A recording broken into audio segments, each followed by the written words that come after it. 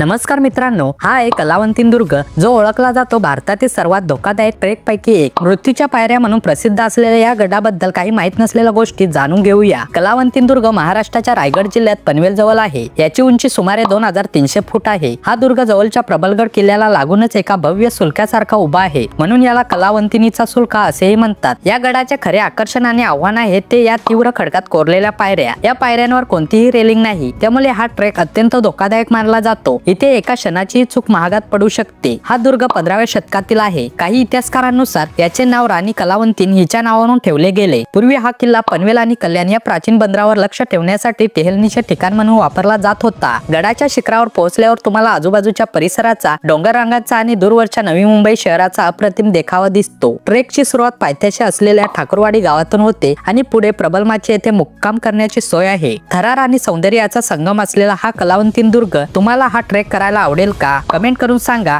आणि अशाच माहितीपूर्ण व्हिडिओसाठी चॅनलला सबस्क्राइब करा।